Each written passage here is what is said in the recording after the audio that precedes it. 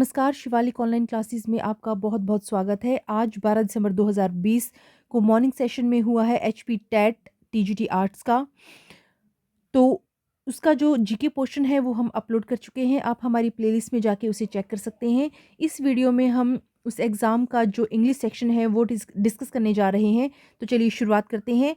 मैं डिस्कस करने वाली हूँ डी सीरीज़ और क्वेश्चन नंबर 31 है। Identify the tense of the following sentence. Question number 31 Sita has got the job. तो यहाँ पर हमारे पास सब्जेक्ट के साथ हैज़ वर्ब की थर्ड फॉर्म और ऑब्जेक्ट है, तो ये हमारा आता है प्रेजेंट परफेक्ट टेंस में। तो 31 का सही ऑप्शन होगा D option. Fill up the blanks with suitable prepositions from the alternatives given under each sentence.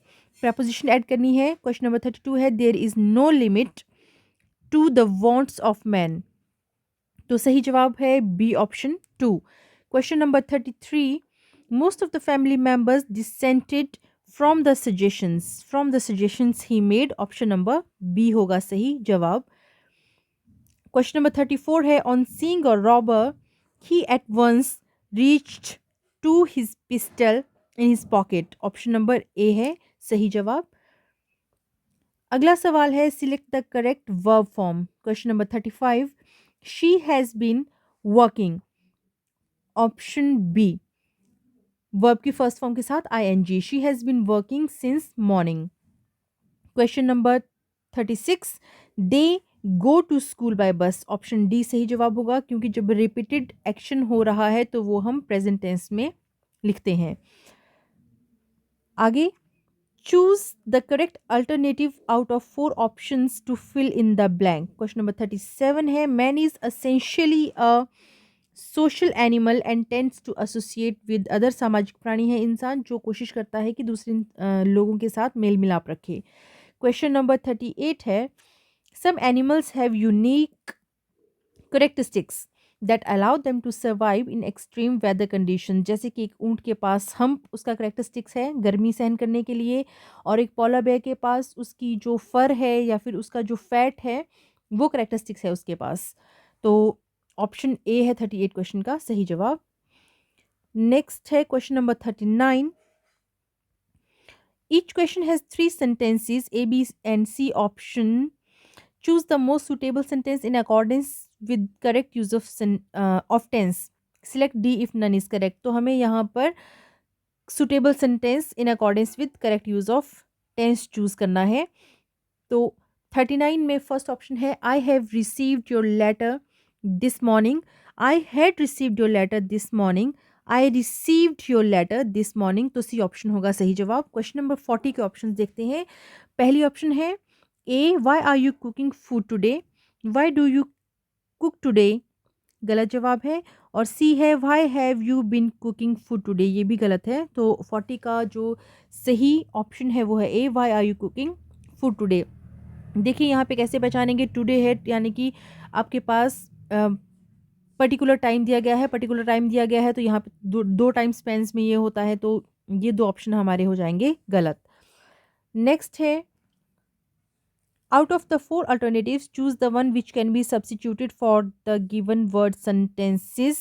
यानी one word substitute. Question number 41 है soldiers who fight on horseback. जो सोल्जर्स हैं जो घोड़े पर सवार होकर लड़ाई करते हैं उन्हें कहा जाता है कैवेलरी।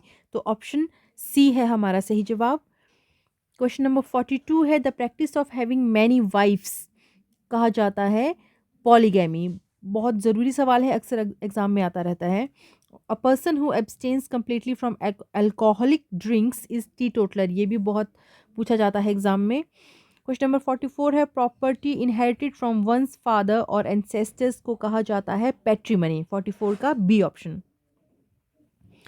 नेक्स्ट है complete the sentence with suitable alternatives. She must. Option B she must work hard if she wants to top the merit list। Question number 46 थोड़ा सा ब्लर्ड है ये तो उसके लिए माफ़ी चाहते हैं। she told me that she blank go to Mumbai next month, will should would can. देखिए सवाल या सेंटेंस है उसके जो फर्स्ट हाफ में है वो पास्ट टेंस यूज़ किया गया है, तो यहाँ पे भी पास्ट टेंस यूज़ होगा। अब पास्ट टेंस में शुड या वुड यूज़ होगा।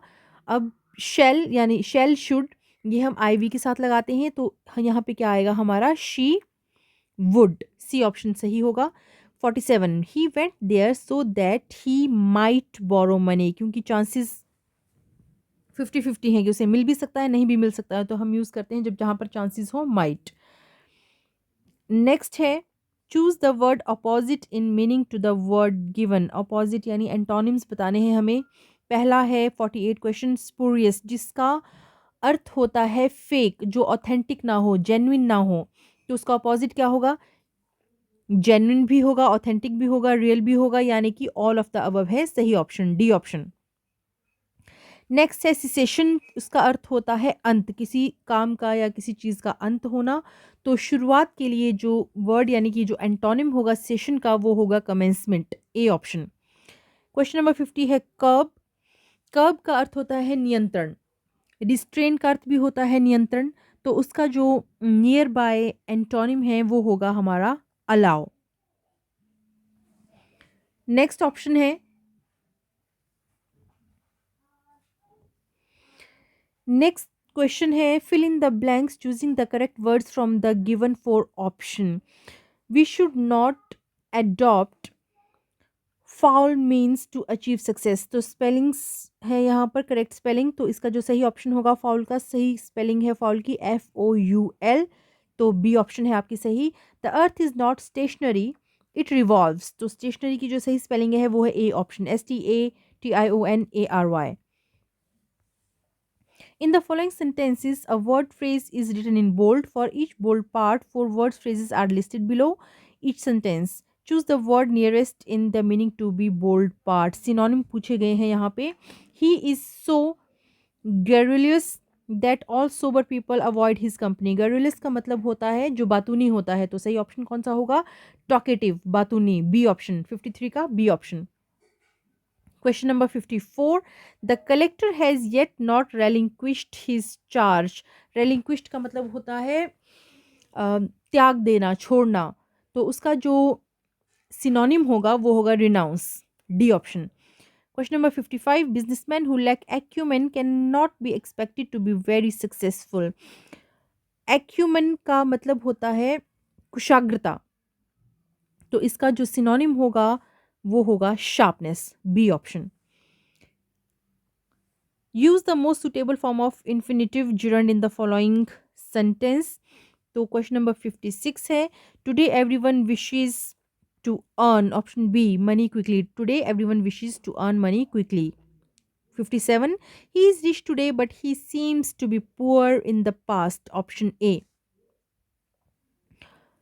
Below are given sentences in active passive voice, active passive voice change करने हैं हमें यहाँ पे। क्वेश्चन नंबर 58 है the students were laughing at the old man, तो इसका जो सही जवाब वो होगा option A, the old man was being laughed at by the students. C option हो सकता है आपने किया हो, लेकिन जो सही ऑप्शन है वो है a, laughed at by the students.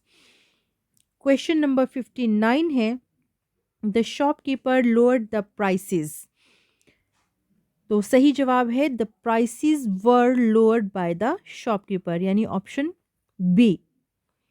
Last question जो इंग्लिश सेक्शन से पूछा गया था, one must keep one's promises, तो इसका जो सही जवाब है वो है हमारा D option, one's promises must be kept.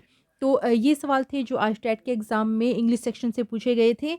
मैंने आपसे पहले भी कहा अगर आप जीके का पोर्शन चेक करना चाहते हैं तो उसके लिए आप हमारे प्लेलिस्ट में जाके वीडियोस देख सकते हैं, और हमने प्रीवियस ईयर के वीडियोस भी अपलोड किए हुए हैं जिन्हें आप चेक कर सकते हैं। और यदि आप पहली बार हमारे चैनल को देख रहे हैं तो आपसे रिक्वेस्ट है कि प्लीज़ हमारा चैनल सब्सक्राइब करें शिवालिक प्रगति, वीडियो को लाइक करें, कमेंट करें और ज़्यादा से ज़्यादा लोगों तक शेयर करें। जल्द ही मिलेंगे एक और वीडियो के साथ, तब तक आपसे विदा लेते हैं, धन्यवाद।